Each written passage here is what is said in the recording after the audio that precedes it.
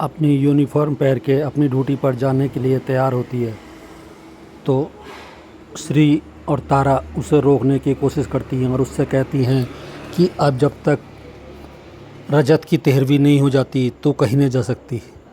फिर सभी एक वीडियो दिखाती है जिसमें रजत के ऊपर गंदे गंदे इल्ज़ाम लगाए जा रहे हैं।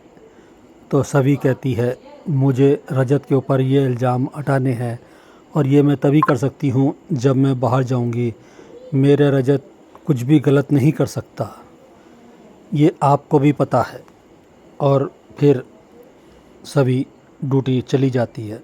सभी तारा और श्री को समझा के अपनी ड्यूटी पे आती है तो रिपोर्टर उसे घेर लेते हैं और उससे कहते हैं क्या आप अपने पति की निष्पक्ष जांच कर पाएंगी। रिपोर्टरों को हटा के सभी अपने ऑफिस में जाती है।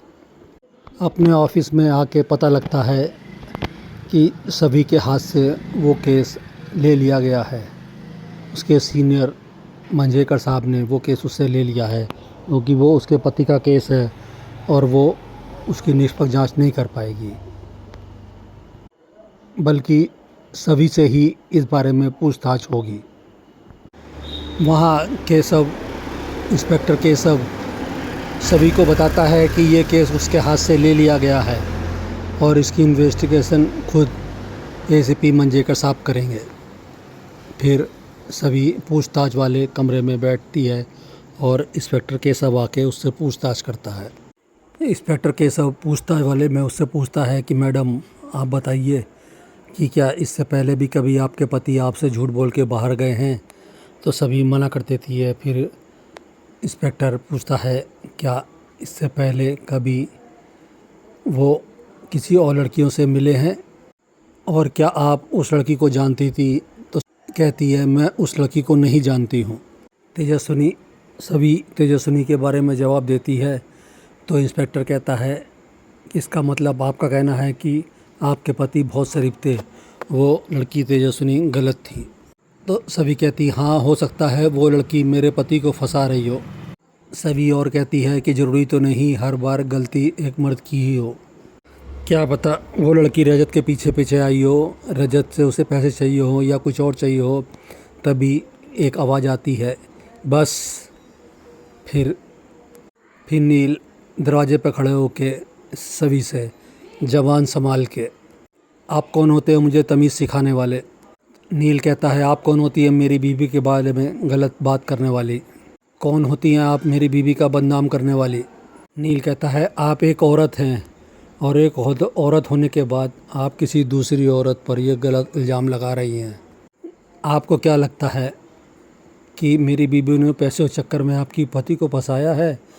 अगर आप उसे जानती ना तो कभी उसके बारे में ऐसी नहीं बातें करती।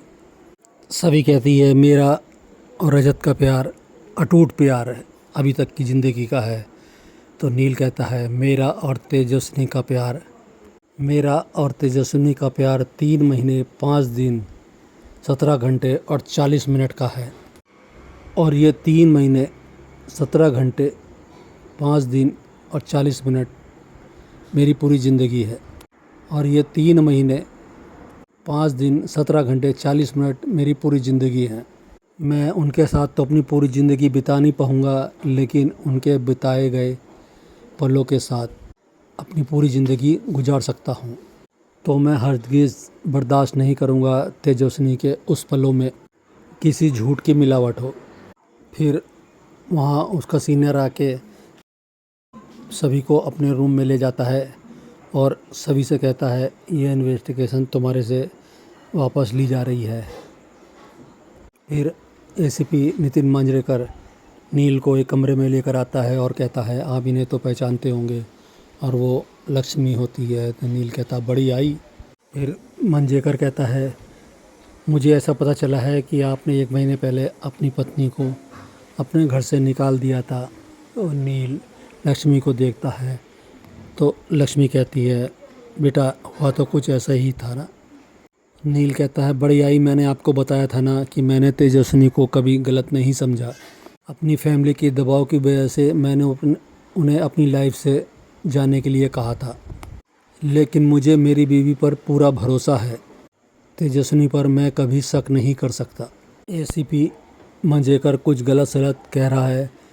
नील उसे कुछ कड़ा जवाब देना चाह रहा है तो लेकिन लक्ष्मी ने उसे रोक दिया। बेटा, इस समय कहना कुछ ठीक नहीं है, अब चलो यहाँ से बस।